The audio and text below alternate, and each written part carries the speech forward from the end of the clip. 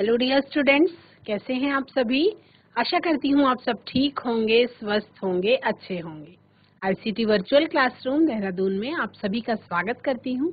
मेरा नाम समता है और बच्चों क्लास 10th में आपका चैप्टर चल रहा है लाइफ प्रोसेसेस, जैव प्रक्रम। तो आज हिंदी की मैम के एब्सेंट होने के कारण मैं आपकी क्लास लूंगी और आपको साइंस ही पढ़ाऊंगी। तो जैव प्रक्रम में हम लोग डाइजेस्टिव सिस्टम के बारे में बात कर रहे थे, हम लोग पोषण के बारे में बात कर रहे थे, और पोषण के बारे में जब हम सब कुछ जान चुके हैं तो अब हमको आज आगे पढ़ना है डाइजेशन के बारे में, पाचन तंत्र के बारे में, कि मनुष्यों में भोजन का पाचन किस तरह से होता है। तो हम लोग थे टूथ डिके टॉपिक पे, यानी दंत क्षरण। कुछ भी मीठा खाने से किस तरह से हमारे दांतों में सड़न पैदा हो जाती है और किस तरह से हमारे दांत खराब होने लगते हैं, उसके बारे में हम जानेंगे। चलेंगे स्मार्ट बोर्ड की तरफ। हम बात कर रहे थे टूथ डिके की, यानी कि दंत क्षरण की। आप सभी को पता है कि हमारे मुंह में बहुत से बैक्टीरिया होते हैं जो हमारे लिए हार्मफुल नहीं होते हैं। बैक्टीरिया या सूक्ष्म जीव ऐसे ऑर्गेनिजम्स हैं जो आपको, जिसको हम कहते हैं कि ये यूनिवर्सल होते हैं, सर्वव्यापी होते हैं, हर जगह पे मौजूद होते हैं। हर वो जगह जिसकी आप कल्पना कर सकते हैं वहां पे आपको बैक्टीरिया मिलते हैं, है ना। तो आपके मुंह में भी बहुत सारे बैक्टीरिया होते हैं, लेकिन वो नुकसानदायी नहीं होते।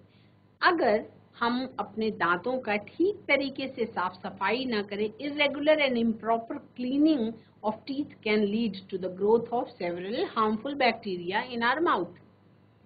अगर हम अपने दांतों की ठीक तरीके से साफ सफाई ना करें और सही तरीके से उनको साफ ना रखें तो हमारे मुंह में बहुत से हार्मफुल बैक्टीरिया जो है वो ग्रोथ अपनी करने लगते हैं। These bacteria form a yellow colored film on the tooth surface. ये बैक्टीरिया जो है ये हमारे दांतों के ऊपर क्या करते हैं, एक येलो कलर की फिल्म, एक पीले रंग का परत हमारे दांतों के ऊपर दिखाई पड़ता है। जब ये बैक्टीरिया उसमें फॉर्म होने लगते हैं उसको हम कहते हैं प्लाक। उसको हम क्या कहते हैं, उसको हम कहते हैं प्लाक। उसको हम कहते हैं प्लाक। और ये क्या करते हैं, ये हमारे मुंह में जो शुगर, जो ब्रेक डाउन, जो खाना बच जाता है, खाने के कुछ पार्टिकल्स जो हमारे मुंह में फंसे रह जाते हैं, उनमें उनको क्या कर देते हैं, ब्रेक डाउन कर देते हैं। और मुंह में जो शुगर होती है, शुगर से एसिड को रिलीज करते हैं। हमारे मुंह में ही जो एसिड रिलीज हो जाता है इन बैक्टीरिया के कारण, उससे हमारे दांतों को डैमेज होने लगता है और कैविटीज बननी शुरू हो जाती हैं। They bacteria break down the sugar present in leftover food particles and release acids in the mouth, which damage the teeth and form cavities, और इन cavities को हम caries के नाम से जानते हैं, है ना। तो ये जो बैक्टीरिया हैं, ये अगर हमारे टूथ पल्प में या पल्प कैविटी में एंटर कर जाएं इन कैरीज के माध्यम से, तो ये इन्फेक्शन कॉज कर देते हैं। तब फिर ये हमारे दांतों में क्या कर देते हैं, इन्फेक्शन कर देते हैं। और इसको हम, इस प्रक्रिया को हम टूथ डिके या दंत क्षरण की प्रक्रिया कहते हैं, जब हमारे दांत खराब होने शुरू हो जाते हैं। और जब ये कंडीशन आ जाती है, this condition can lead to severe toothache. और जब इस तरीके की कंडीशन आ जाए तो हम ये कह सकते हैं कि उस समय पे हमारे दांतों में बहुत गंभीर रूप से दांतों में दर्द हो सकता है। और ये कभी कभी इतना ज्यादा टूथ डिके हो जाता है कि हमें अपने दांत उखड़वाने पड़ते हैं, लॉस ऑफ टीथ से हमको रूबरू होना पड़ता है। तो कुछ ऐसे फूड आइटम्स के नाम जिनसे टूथ डिके होने की संभावना बहुत ज्यादा होती है, वो हो सकते हैं, tooth decay can occur because of consuming chocolates, sweets, cold drinks and other sugar products. तो हम टूथ डिके को कैसे प्रिवेंट कर सकते हैं, how can tooth decay be prevented, क्या क्या तरीके हैं जिससे हम टूथ डिके या दंत क्षरण को रोक सकते हैं, वो हम जानेंगे। तो दंत क्षरण को रोकने के लिए बच्चों केवल कुछ ही तरीके हैं। सबसे पहला तरीका है कि आपको अपने मुंह के अंदर के हाइजीन को मेंटेन करना होगा। ओरल हाइजीन को मेंटेन करना होगा, which includes the proper cleaning of teeth, यानी कि आपको अपने दांतों की सही तरीके से साफ सफाई करनी होगी, ओरल हाइजीन को मेंटेन करना होगा। कभी कभी आप माउथ वॉश का भी यूज कर सकते हैं इस काम के लिए, और जो आपके टीथ हैं उनको कई बार आपको कम से कम at least 2 times a day, twice a day खाना खाने के बाद अपने दांतों में डेंटल फ्लॉस या दातून करना या ब्रश करना जरूरी है। Teeth must be brushed twice a day after meals using datun and dental floss. तो ये तो हो गई आपके पाचन तंत्र में बक्कल कैविटी में पाए जाने वाले सबसे पहले पार्ट, बक्कल कैविटी मुख गुहिका या दांतों मुख की, और जिसके अंदर का सबसे पहला पार्ट आपने समझ लिया दांत। दांतों के बाद आपके मुंह में डाइजेस्टिव सिस्टम का एक बहुत स्पेशल पार्ट है जिसको हम कहते हैं बच्चों टंग या जीभ। तो हम अपने जीभ को भी जानेंगे। जीभ जो होती है वो एक मांसपेशियों से बनी हुई अंग है। Tongue is muscular organ present in the buccal cavity. आपके मुख गुहिका में एक मस्कुलर ऑर्गन प्रेजेंट होता है जिसे आप कहते हैं जीभ। तो इस जीभ का क्या काम है? क्या इस जीभ से केवल हम स्वाद ही लेते हैं या इसका कुछ और भी काम होता है? तो टंग जो है वो आपके फूड को सलाइवा में मिक्स करने का काम करती है और चबाने में भी हेल्प करती है। It also aids in the swallowing food, और ये भोजन को निगलने में भी आपकी सहायता करती है। How do we taste the food we eat? हमारे भोजन में जो हम खाना खाते हैं उसमें स्वाद कैसे आता है? We are able to taste the food we eat with the help of our tongue. हम अपनी जीभ की सहायता से अलग अलग चीजों का स्वाद ले सकते हैं, जैसे खट्टा, तीखा, मीठा, कड़वा। अलग अलग स्वाद जो होता है उसको हम अपने जीभ से लेते हैं। क्यों? हमारे जीभ पे स्वाद के लिए ग्रंथियां पाई जाती हैं, टेस्ट बड्स पाई जाती हैं, which tell us the taste of different types of food items. The different regions of the tongue are shown in the given figure. ये जो आपको डायग्राम दिखाई पड़ रहा है, ये डायग्राम आपको अलग अलग रीजन्स आपके जीभ में शो करता है और जो आपको अलग अलग स्वाद बताती है। यानी कि अगर आपने करेले की सब्जी खाई है तो वो बिटर टेस्ट होती है, यानी कि करछाने वाला टेस्ट होता है, जिसको हम कहते हैं कड़वा। तीखा एक अलग चीज होती है और कड़वा एक अलग चीज होती है। कड़वा टेस्ट ये अलग चीज होती है। तो बिटर टेस्ट को फील करने के लिए जीभ के पीछे का पार्ट जो है वो बिटर टेस्ट को फील करता है। अगर खटास को फील करना है तो ये वाला पार्ट खटास को फील करता है, ठीक है। अगर पैपिली टेस्ट को फील करना है तो बीच वाला पार्ट पैपिली टेस्ट को फील करता है। नमक को फील करने के लिए, सॉल्ट के लिए ये वाला पार्ट है, और सामने जीभ के एकदम सामने की तरफ स्वीट टेस्ट को हम फील कर सकते हैं। यानी मिठास को फील करने के लिए जीभ का सबसे आगे वाला पार्ट होता है, ठीक है। तो व्हाट्स ऑन माय टंग? हमारे जो जीभ है उसमें क्या क्या चीजें होती हैं। Take a sample of sugar solution. आप इसके लिए इसको खुद ट्राई कर सकते हैं। अगर आप एक चीनी के विलयन का या शरबत का रखें, एक सॉल्ट सॉल्यूशन लें यानी नमक के पानी को रखें, लेमन जूस लें, paste of crushed Neem leaves यानी कि कड़वे नीम के पत्तों का थोड़ा सा पेस्ट ले लें, है ना, और आंखें बंद करके blindfold your classmate and ask him her to take out her tongue, और उसकी आंखें बंद करवा दें, उसकी जीभ को बाहर निकलवाएं और उसके बाद एक क्लीन टूथपिक से अलग अलग सैंपल्स अलग अलग एरियाज में टंग पे रखें और अपने फ्रेंड से पूछें, वो उन एरियाज को आइडेंटिफाई करके बता देगा कि कहाँ पे वो स्वीट फील कर रहा है, कहाँ पे वो साल्टी फील कर रहा है, यानी कहाँ पे मीठा, कहाँ पे नमकीन, कहाँ पे खट्टा और कहाँ पे कड़वा टेस्ट वो फील कर रहा है। तो आपकी जीभ जो है वो अलग अलग स्वाद के खाद्य सामग्रियों को स्वाद लेने के लिए सबसे ज्यादा उसके जीभ में अलग अलग पार्ट्स होते हैं, ठीक है। एक इंटरेस्टिंग फैक्ट है, डिड यू नो, क्या आप सभी जानते हैं दैट आवर माउथ वार्म्स और cools the food according to the need of the body. आपके शरीर की जरूरत के अनुसार आपका मुंह क्या करता है, खाने को ठंडा और गर्म करने का काम करता है। What do you think, we can feel different types of taste. क्या सोचते हैं आप कि हम डिफरेंट टाइप के टेस्ट को फील कर सकते हैं? हाँ, हम डिफरेंट टाइप के टेस्ट को फील करते हैं। अब आपके मुंह में, बक्कल कैविटी में आपने दांतों के बारे में जान लिया, अपनी जीभ के बारे में जान लिया। अब तीसरी चीज आपके मुंह में है, वो है डाइजेस्टिव सिस्टम से रिलेटेड कुछ ग्रंथियां, लार ग्रंथियां, सलाइवरी ग्लैंड्स। लार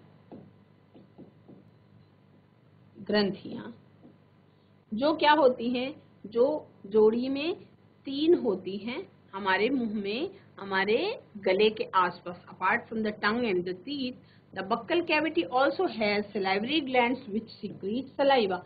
लार ग्रंथियों से क्या सीक्रेट होता है, लार सीक्रेट होता है, और जिसमें क्या पाई जाती हैं, एंजाइम्स पाए जाते हैं, जिसमें पाचक एंजाइम्स प्रेजेंट होते हैं।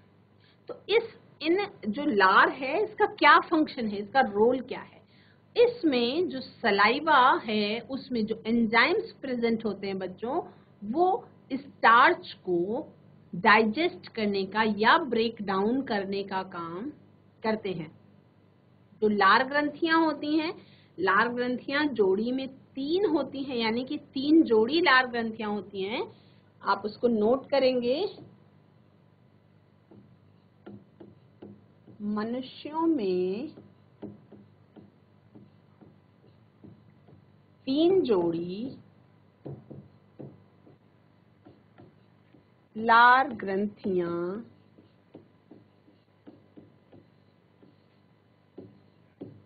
पाई जाती हैं। मनुष्यों में 3 जोड़ी लार ग्रंथियां पाई जाती हैं, और लार का क्या फंक्शन है? The enzymes present in saliva breaks down or digest the starch present in the food we eat। यानी कि हमारे भोजन में जो स्टार्च प्रेजेंट होता है, जो कार्बोहाइड्रेट प्रेजेंट होता है स्टार्च के रूप में, उसको ब्रेक डाउन करने का काम सलाइवा के अंदर प्रेजेंट अमाइलेज नाम का एंजाइम होता है ना। तो हमारे भोजन में प्रेजेंट जो स्टार्च है, उसका पाचन हमारे मुंह में ही स्टार्ट हो जाता है, ठीक है। उसके बाद आता है फेरिंग्स। फेरिंग्स वो कॉमन पैसेज वे है जहां से भोजन और हवा, हम सांस जो लेते हैं, सांस को भी उसी रास्ते से एंटर करना होता है हमारी बॉडी के अंदर, और भोजन को भी हमारे उसी रास्ते से एंटर करना होता है हमारी बॉडी के अंदर। तो फेरिंग्स क्या है? फेरिंग्स एक ऐसा कॉमन पैसेज है जहां से भोजन और हवा दोनों हमारे शरीर के अंदर जाती है ना। एक छोटा सा कवर टाइप का होता है, और उस कवर से क्या होता है, भोजन जो है सरक करके भोजन नली में चला जाता है, सांस की नली में। इसीलिए जनरली आपने सुना होगा कि हम हमेशा कहते हैं कि खाना खाते समय बोलना नहीं चाहिए। तो ये जो बार बार सलाह दी जाती है कि खाना खाते समय बहुत ज्यादा हंसना नहीं चाहिए, बहुत ज्यादा बोलना नहीं चाहिए, उसका रीजन ये होता है कि बोलते बोलते आपका वो जो कवर है, फ्लैप टाइप का स्ट्रक्चर जो है, जिससे भोजन नली में जाता है, वो कहीं कंफ्यूज ना हो जाए कि आप क्या कर रहे हैं ना। तो कभी कभी बोलते बोलते खाना खाते समय जो खाद्य कण हैं वो हमारी सांस की नली में चले जाते हैं। इससे हमें बहुत ज्यादा हिचकियां आने लगती हैं, और बहुत ज्यादा कभी कभी प्रॉब्लम भी हो जाती है ना। तो फेरिंग्स एक ऐसा पैसेज है जो कॉमन पैसेज है, कॉमन रास्ता है, जिससे फूड भी अंदर जाता है और हवा भी अंदर जाती है।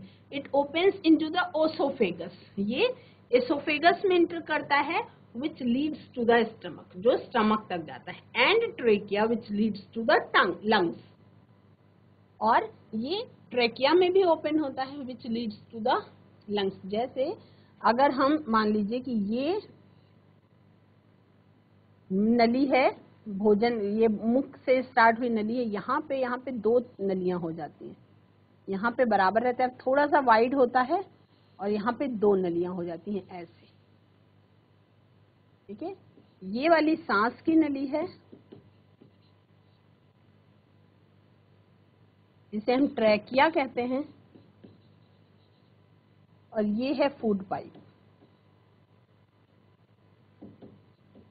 तो भोजन नली में ही जाएगा, उसके लिए यहाँ पे एक ऐसे फ्लैप बना होता है, ये फ्लैप रोकता है भोजन को सांस नली में जाने से, ठीक है। तो अब हम नेक्स्ट जिस पार्ट की बात करेंगे बच्चों, वो पार्ट कहलाता है ओसोफेगस या फूड पाइप।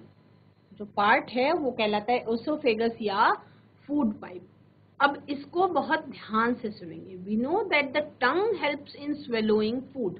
आप सबको पता है कि जो हमारी जीभ होती है वो हमको खाना निगलने में हेल्प करती है, लेकिन ये जो खाना हम निगलते हैं ये हमारे मुंह से निगलने के बाद किस पार्ट में जाता है उसके बारे में हम बात करेंगे। Where does the swallowed food go from the mouth? मुंह से वो हमारे किस अंग में चला जाता है?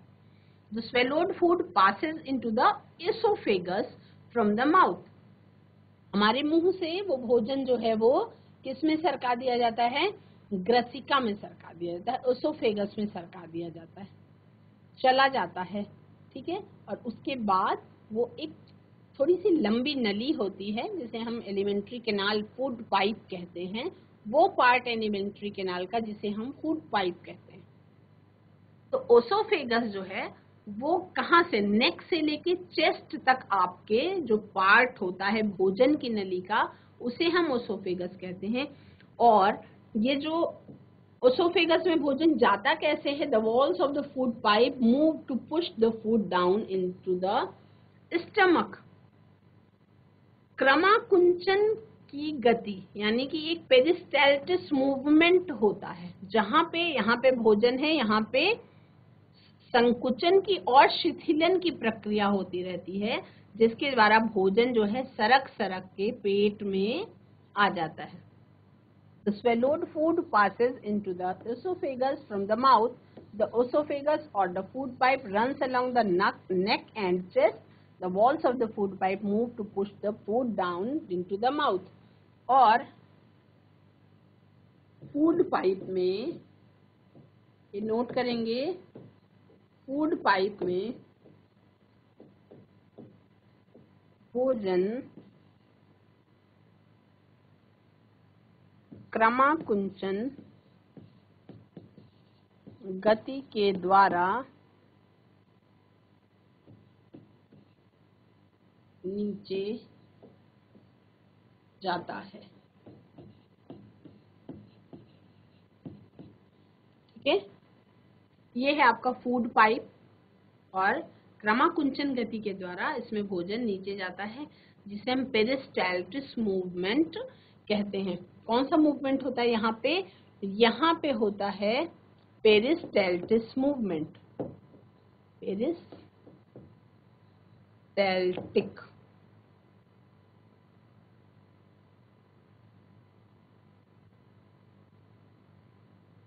मूवमेंट, ठीक है। के बाद है डाइजेशन इन माउथ। तो मुंह में हमारे भोजन का पाचन किस तरह से होता है उसके बारे में हम थोड़ा सा ब्रीफ में जान लेंगे। हमारे मुख में होने वाला भोजन का पाचन, सलाइवा कंटेन्स एंजाइम्स। जो लार होते हैं हमारे मुंह में, उन लार में क्या क्या एंजाइम्स मौजूद होते हैं? अमाइलेज, लाइसोजाइम एंड इलेक्ट्रोलाइट्स, ये मौजूद होते हैं। Salivary amylase basically helps in starch digestion up to 30%, यानी कि हमारे मुंह में हमारे भोजन में मौजूद जो कार्बोहाइड्रेट स्टार्च के रूप में प्रेजेंट है, उसको 30% तक डाइजेस्ट करने का काम हमारे लार में मौजूद एमाइलेज नाम का एंजाइम कर देता है, और ये बेसिकली स्टार्च को ब्रेक डाउन कर देता है और माल्टोज नाम के शुगर में कन्वर्ट कर देता है। स्टार्च सलाइवरी एमाइलेज की हेल्प से माल्टोज में ब्रेक डाउन हो जाता है, टूट जाता है। और two of the basic functions performed by buccal cavity are mastication of food and facilitation of swallowing, है ना। तो उसके अलावा दो और जो बेसिक फंक्शंस हैं हमारे मुख गुहिका में कि भोजन को एक दूसरे से मिक्स होना, है ना, उसकी लुगदी बन जाती है एकदम, और वो फिर निगलने में जो हेल्प होती है ना, वो हमारे मुंह के अंदर ही हो जाती। तो हम ये कह सकते हैं कि डाइजेशन जो है, डाइजेशन का प्रोसेस हमारे मुंह के अंदर से ही स्टार्ट हो जाती है। फ्रॉम बक्कल कैविटी, बहुत ध्यान से सुनेंगे, food reaches the stomach through a process called peristalsis, है ना। पेरिस्टाल्टिक मूवमेंट या क्रमाकुंचन गति के द्वारा जो भोजन है वो फूड पाइप से सरक करके हमारे पेट में पहुंच जाता है। पेरिस्टाल्सिस को हम क्या कहते हैं? क्रमाकुंचन, यानी क्रमानुसार मांसपेशियों के शिथिलन और संकुचन को हम क्रमाकुंचन कहते हैं। तो पेरिस्टाल्सिस क्या है, इस पर टिप्पणी लिखने को आ सकती है। Peristalsis is the process of wave like muscles contractions of the alimentary tract that moves food along. Peristalsis is the process of wave-like muscle contractions of the alimentary tract that moves food along. अब क्या होता है? What happens when food goes down the trachea instead of the esophagus?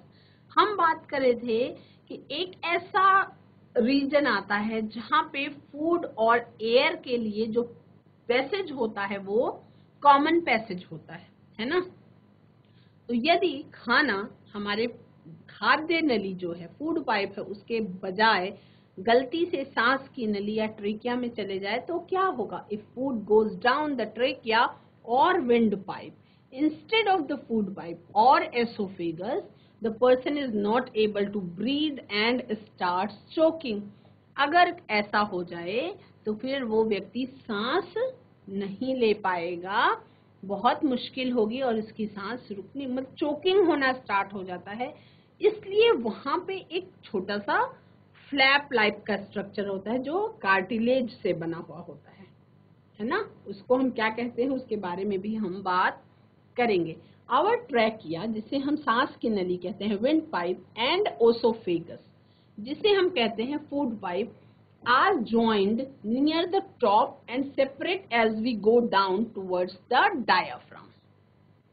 एक पतला सा flap like structure, a thin flap of cartilage called the epiglottis. इसको हम ध्यान से नोट करेंगे, इसको, इस अंग का नाम हम लिखेंगे epiglottis। वो फ्लैप जो भोजन को भोजन नली में जाने के लिए प्रेरित करता है और सांस नली के ऊपर फ्लैप की जैसे स्ट्रक्चर लगा होता है, उसको हम कहते हैं एपिग्लॉटिस। ये यूजुअली ट्रैकिया को कवर करके रखता है। जब हम भोजन को निगल रहे होते हैं तो एपिग्लॉटिस की कवरिंग के कारण भोजन जो है वो भोजन नली में ही जाता है, ट्रैकिया में नहीं जाता, है ना। Usually covers the trachea while we are swallowing food so that food does not move inside the wind pipe. तो कुछ चीजें जो आपको समझ में आ गई होंगी अभी तक, वो ये कि आपके मुख में, डाइजेस्टिव सिस्टम में, जो मनुष्यों में पाचन तंत्र है, उसमें भोजन का पाचन आपके मुंह में ही शुरू हो जाता है। मुंह में आपके मुख गुहिका होती है, यानी कि आपका वो कैविटी माउथ का, जिसे हम बक्कल कैविटी या मुख गुहिका कहते हैं, आपके मुंह में 32 दांतों का एक सेट होता है। दांत दो प्रकार के होते हैं, दूध के दांत भी होते हैं और बाद में परमानेंट दांत भी हो जाते हैं, ठीक है। उसके बाद आपके मुंह में होती है जीभ। जीभ हमें भोजन का स्वाद लेने में सहायता करती है और जीभ जो है उसके आसपास लार ग्रंथियां भी मौजूद होती हैं जिससे लार निकलती है। जीभ हमारे भोजन को उलटने पलटने में और सलाइवा के साथ मिक्स करने में हेल्प करती है। सलाइवा जो होता है वो हमारे मुंह में ही 3 जोड़ी लार ग्रंथियां पाई जाती हैं, उनसे निकलता है, और सलाइवा हमारे भोजन में मौजूद मुख्य पोषक तत्व कार्बोहाइड्रेट जो भोजन में स्टार्च के रूप में प्रेजेंट होता है उसका ब्रेक डाउन कर देता है और उसको माल्टोज में परिवर्तित कर देता है 30% तक, ठीक है। भोजन जो आपके विंड पाइप और ओसोफेगस आमने सामने होते हैं, तो ओसोफेगस में जाए भोजन और विंड पाइप में ना जाए, इसके लिए वहां पे एक थिन फ्लैप लाइक स्ट्रक्चर होता है जो कार्टिलेजेस का बना हुआ होता है, उसे हम कहते हैं इपीग्लॉटिस। वो इपीग्लॉटिस ट्रेकिया को कवर करके रखता है ताकि भोजन विंड पाइप में ना जाने पाए। However, अंडर सर्टेन कंडीशंस, कुछ सर्टेन कंडीशंस में अगर हम बहुत तेजी से भोजन को निगल रहे हैं या लगातार बातचीत कर रहे हैं या खाने को ढंग से हमने चबाया नहीं है या उसकी ढंग से लुगदी नहीं बनी है, तो ये कुछ कारण हैं कि इन कारणों से भोजन कभी कभी सांस की नली में भी जा सकता है। कुछ खाद्य कण आपकी सांस की नली में भी जा सकते हैं, तो उससे वो पार्शियली ब्लॉक हो सकती है। इस प्रक्रिया को, जब सांस की नली पार्शियली ब्लॉक होने लग जाए, तो उसे हम चोकिंग कहते हैं। टोटल ब्लॉकेज किसी भी व्यक्ति के डेथ का कारण बन सकती है। इसलिए कहते हैं कि परेशानी होने से पहले खाते समय बातचीत नहीं करनी चाहिए। मतलब जिस समय आपके मुंह में भोजन हो, चबाते समय और निगलते समय आपको बातचीत या हंसना नहीं चाहिए।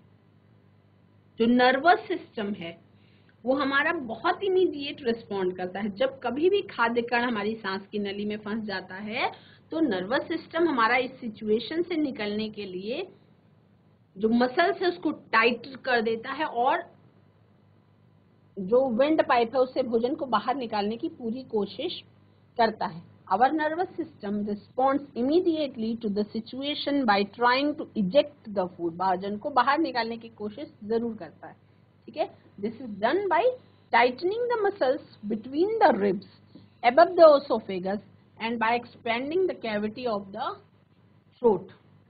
और हमारे गले की जो कैविटी है, थ्रोट कैविटी है, उसको थोड़ा सा फैलाता है और भोजन को बाहर निकालने के लिए पूरी कोशिश करता है। तो try to breathe when you are in the midst of swallowing it. Is it possible? क्या ऐसा संभव है कि जब आपके फूड पाइप से सांस की नली में थोड़ा सा भी खाद्य कण चला गया हो, तो क्या आप उसमें प्रॉपर सांस ले सकते हैं?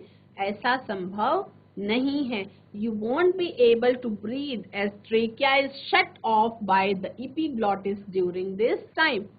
ट्रेकिया उस समय epiglottis के द्वारा बंद कर दिया जाता है, तो इसलिए आप उस समय सांस नहीं ले पाएंगे। अब साइज, इसको नोट करेंगे। ह्यूमन इसोफेगस जो है वो 25 सेंटीमीटर लंबा होता है। मनुष्यों की जो ग्रसिका होती है वो 25 सेंटीमीटर लंबी होती है लगभग, ठीक है। हर नाप में लगभग होगा, यानी कि अंदाजा है कि 25 सेंटीमीटर की लगभग लंबी होती। तो हमने किसकी किसकी बात कर ली? हमने यहाँ तक बात कर ली है, माउथ, ये डन हो गया। हमने बात कर ली बक्कल कैविटी की, बेक्कल कैविटी की, ये डन हो गया। हमने बात कर ली टीथ की, डन हो गया। हमने बात कर ली टंग की,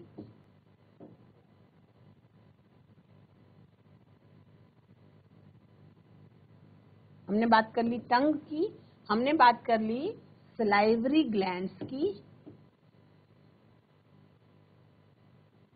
ठीक है। अब हमने बात कर ली कि दो नलियां आपके गले से लेकर के चेस्ट तक, दो नलियां आगे पीछे जाती हैं। आगे वाली जो नली होती है वो होती है ट्रैकिया, जिसके बारे में विस्तार से हम बात करेंगे रेस्पिरेशन को पढ़ते समय। हम पीछे वाली नली के बारे में बात कर रहे हैं जो कहलाती है आपकी फूड पाइप या ओसोफेगस। तो हमने ओसोफेगस तक बात कर ली है और हमने ये भी समझ लिया कि खाना खाते समय क्यों हमें बातचीत या बहुत ज्यादा हंसना नहीं चाहिए जब आपके मुंह में बाइट हो या भोजन हो, है ना। तो ओसोफेगस से निकल करके आपका भोजन कहाँ पहुंचता है? स्टमक में। तो अब हम नेक्स्ट बात करेंगे स्टमक की। स्टमक जो होता है,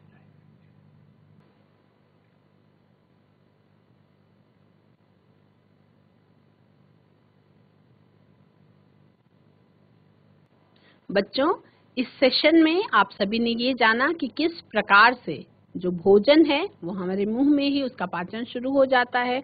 हमारे लार में मौजूद जो अमाइलेज नाम का एंजाइम होता है वो हमारे भोजन में मौजूद स्टार्च को माल्टोज में कन्वर्ट कर देता है, ब्रेक डाउन कर देता है उसका, और लार ग्रंथियां जो हैं वो उसमें जो एंजाइम्स मौजूद होते हैं उसमें अमाइलेज नाम का भी एंजाइम पाया जाता है। भोजन मुंह से फेरिंक्स के रास्ते से गुजरता हुआ एपिग्लॉटिस की हेल्प से भोजन फूड पाइप में चला जाता है और फूड पाइप में पेरिस्टाल्सिस मूवमेंट के द्वारा या क्रमाकुंचन विधि का मतलब कि मांसपेशियों के कॉन्ट्रैक्शन और रिलैक्सेशन, यानी कि अगर ऊपर मांसपेशी सिकुड़ती है, भोजन नीचे जाता है तो फिर नीचे खुलती है और उसके बाद फिर भोजन के सरकने के बाद फिर ऊपर सिकुड़ती है। तो इस तरह से भोजन धीरे धीरे नीचे को सरक जाता है और उसके बाद वो सीधा जाता है हमारे पेट में। तो हम पेट के स्ट्रक्चर के बारे में अगले सेशन में, कल के सेशन में जानेंगे। आज की क्लास में इतना ही। That's all for today. Have a nice day. Take care.